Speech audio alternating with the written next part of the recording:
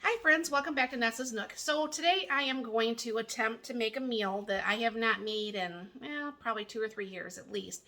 But I don't know for sure. I mean, not everybody's as old as I am, but back in the day, Banquet used to have like this turkey dinner, and my mom would buy that once in a while, and we'd have that for dinner.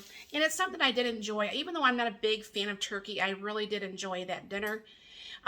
So what I'm going to do is I'm going to go ahead and bring you down here. This is going to be my own homemade version. It's not really homemade, but you know what I'm saying. So I have 3 packs of turkey gravy that I picked up at Walmart. And we'll get these going here. And I'm going to use my little whirligig. First, I kind of like split that up just a little bit because it gets a clump down at the bottom. And this makes up this so good, and it mixes everything up so nicely.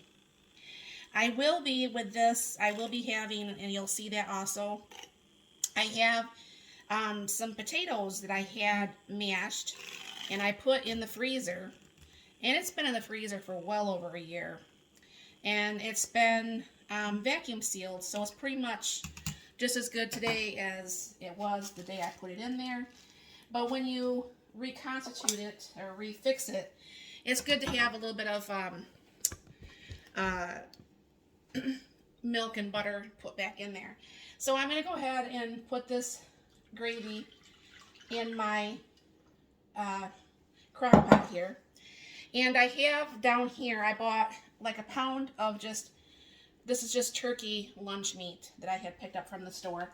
So I'm going to go ahead and I cut that in kind of like the sizes that Banquet used to have their stuff in. Cut that one just a little bit right there.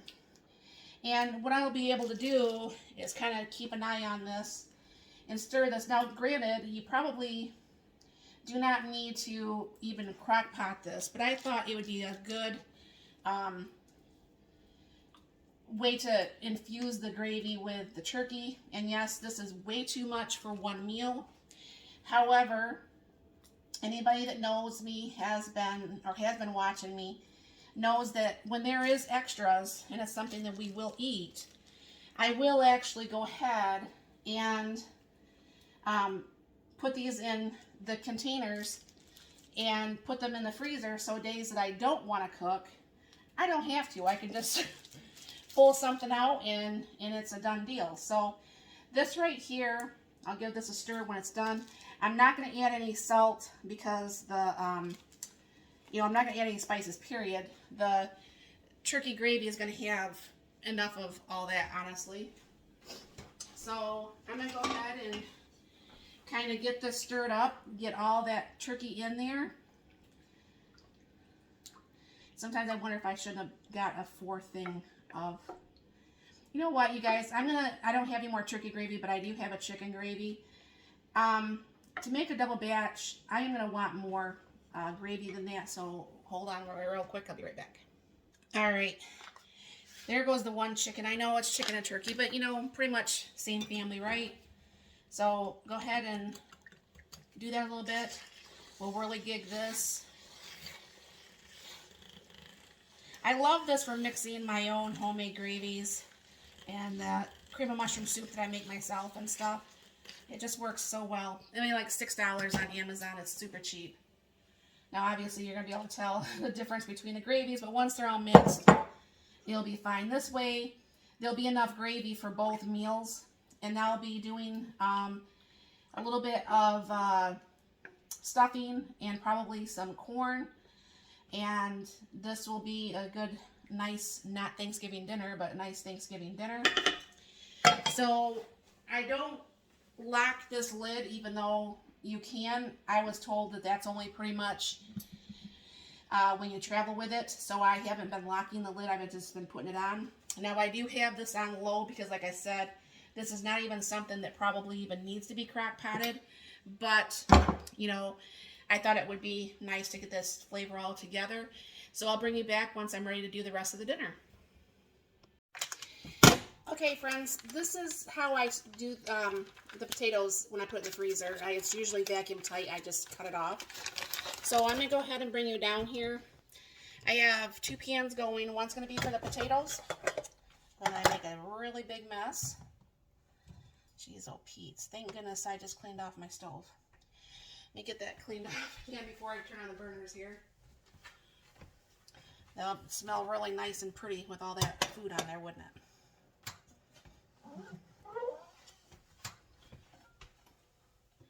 I guess that's one good thing about keeping things clean. You could just kind of like pick things off your counter. So anyways, I'm going to go ahead and turn this on a little bit less than medium. And also I'm going to go ahead and get this turned on less than medium. This is some corn I canned myself. And I'll go ahead and get that going.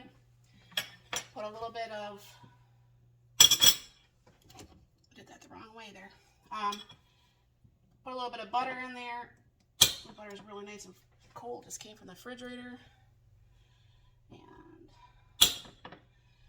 put a couple pats of butter in here. Alright. Then I go ahead and put a little bit of milk in here. Today I am opting to use my KitchenAid hand mixer. Go ahead and smash this down just a little bit. Might need a little bit more milk to begin with. And believe it or not, you wouldn't think that this would taste fresh being in the freezer like this, and especially for almost a year. But those vacuum seal bags make a big difference. And it just, to me, I think it works very well. Probably gonna have to put more milk in there.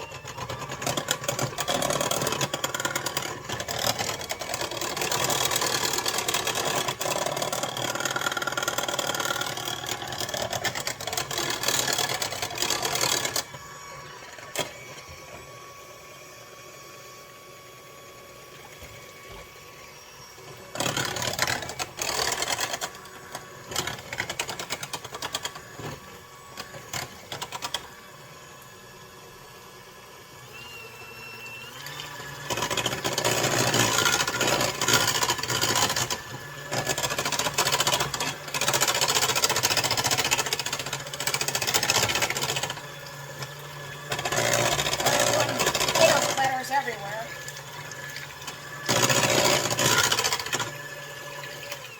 I can let that heat up a little bit more before I mix this up more, see if I need more milk or not. Kind of clean up my mess a little bit. I'll be right back. Alright, that's warmed up a little bit more, so I'll go ahead and finish this up. It's going to be lumpy. I don't mind lumpy potatoes.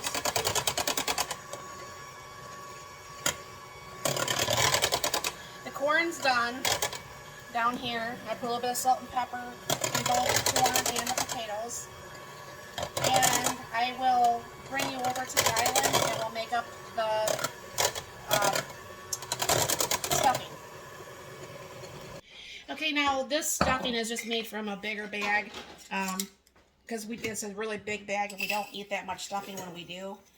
So it's nice to just go ahead and put some in a quart jar. I'm going to go ahead and put that boiling hot water from the sink. Be right back. And because I like my stuffing a certain way, I did put a little bit of pat of butter in there. Probably just put just a smidge more water. Be right back here.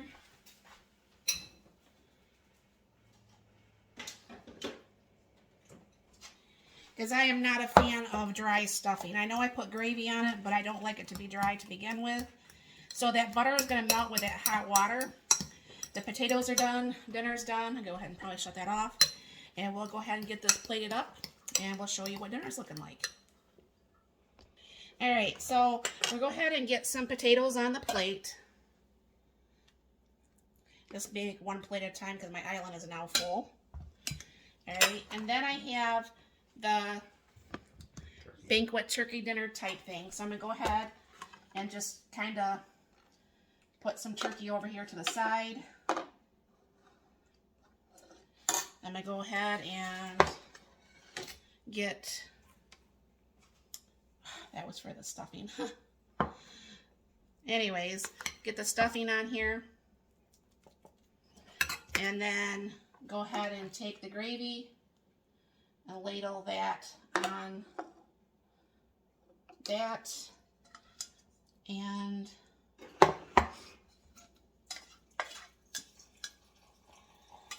with the corn. So this is 2013 Banquet frozen dinner.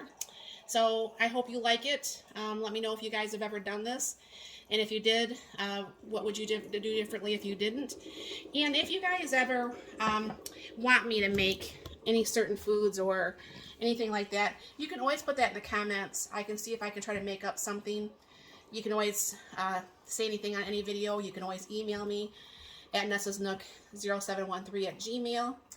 And see if whatever you want me to fix, I can do. So thank you for stopping by. You have a very blessed and wonderful day.